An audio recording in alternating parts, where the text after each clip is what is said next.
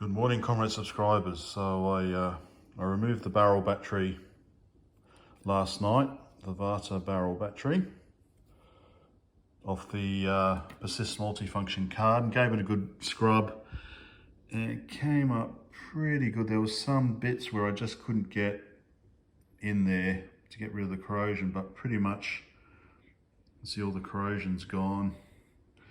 So I've pulled the chips out this morning. It looks like I need to give another bit of a scrub just to get in there. Maybe I'm gonna just replace those resistors. But you can see here also the corrosion's caused some of the socket pins to just break. So I'm gonna have to. Looks like there's a couple here as well. I'm gonna have to remove the sockets, put new sockets on as well.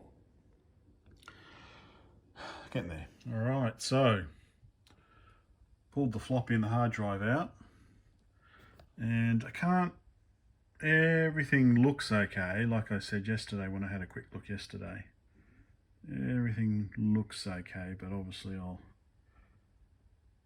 pull the whole board out. I think the BIOS can be upgraded.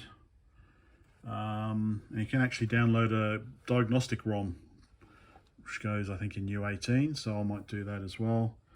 Not too happy about that bit of rust around there,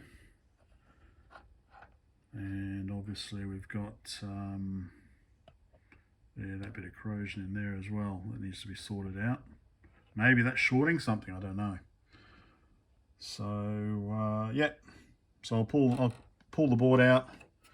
And I can check the power supply as well, and also give the board a bit of a clean, and go from there.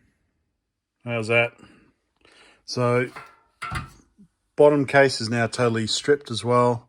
So actually not powder coated, just basically a respray, I guess. Well, give it a good clean first. And take the decals off. So nice metal decals that should come off with some care, and give it a good scrub, clean out, get rid of the rust, and just respray it. Gloss black perhaps. Yeah, all right. So that'll be a respray, which I could probably do over the weekend, and then the rest powder coat, maybe. Yeah, anyway, let's try and see what's going on with the other stuff. Right, here's the power supply. Looking at it, I assume it's not one that requires a load to switch on. You know, the later power supplies that would only switch on if they were connected to a load, because I'm guessing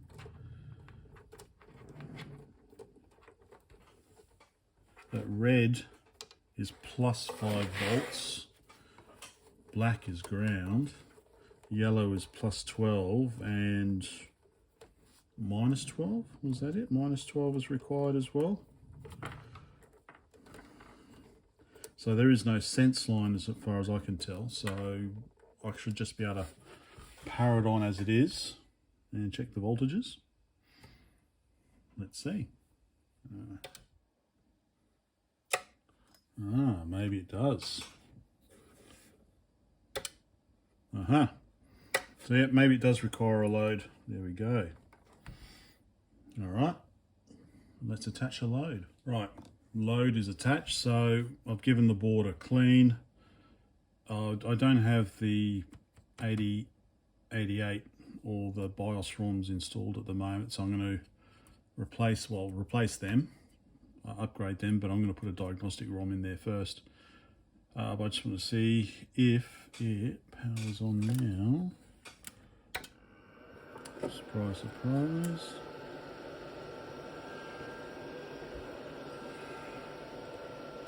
Okay, DC voltage.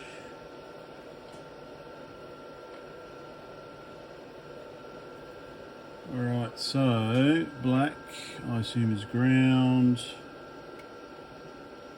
5.1, 5.1, 5.1. White is -5, okay.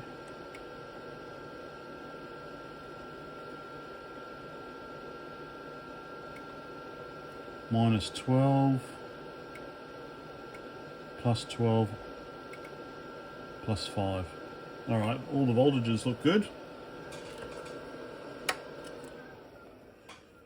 Right, now, how am I going to do this? I can put the MDA card back in, but how am I going to hook up the screen? So I'm assuming that that's my CGA converter. I wonder with MDA, because MDA, I had a look at the pinout. You've got plus minus. No, you've got plus minus horizontal sync.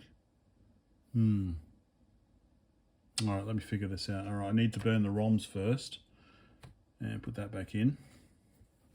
Tidy up a bit. Right, so I've got pretty much minimum diagnostic setup. So I've got diagnostic ROM in the U18 slot. So that's one of the two BIOS slots, 32K, 32K, so 64K in total. Got the 8080 back in. Power supply hooked up. I've already checked the power supply. It's working. I've hooked the speaker back up, and I've reinstalled the MDA card, and I've got the 5151 monitor sitting there. So let's see how we go. Let me get everything set up. Okay, so I'm looking at the monitor. Let's power on. I haven't adjusted any dip switches, so let's see.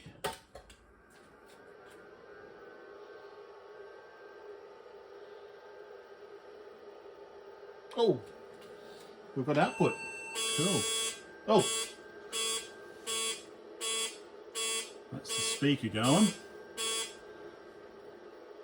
16K critical memory region failed. System memory at address C. Okay. We've got memory errors. Oh, okay, because I've taken out the 384K card. So, okay, at least the screen works. U3, CPU registers and logic passed. U33, okay, that's the ROM. U34, so 8253 timer channels, 0 passed. 8237 DMA controller passed. 8255 parity detected passed. 60K critical memory region. So system memory at address. Alright. Okay. Alright.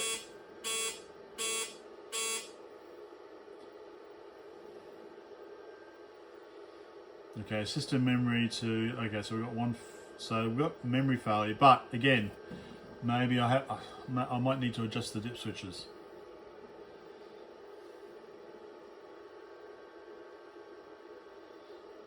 At least it seems to be working. At least the monitor's working. I'm happy with that. So let's do it slow refresh, okay. That's still running.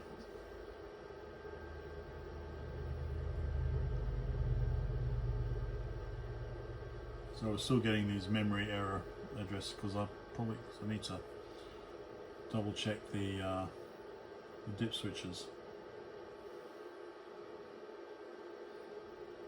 Right, let me go check what I need to set. Right, so apparently this diagnostic ROM expects there to be 640K, so I've only got 256 installed on the board. So there is a different ROM I can use, which only goes up to 256K. So I think I might have to have a bit of a read of the manual. But MDA card's working, monitor's working, the board is kind of working. It's processing. And obviously other things like when it does a floppy test, there's no floppy drive controller installed, so that's going to fail. So yeah, I think I need to read a bit of a manual. But making progress, I think. Making progress.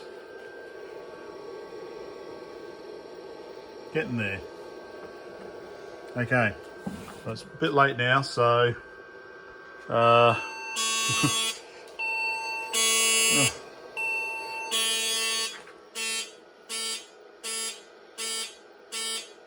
Okay.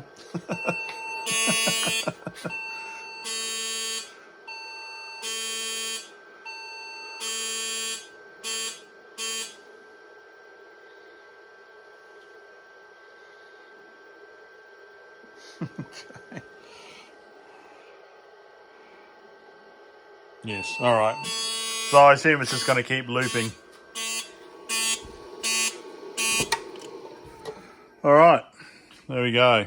Making some progress. Bye for now.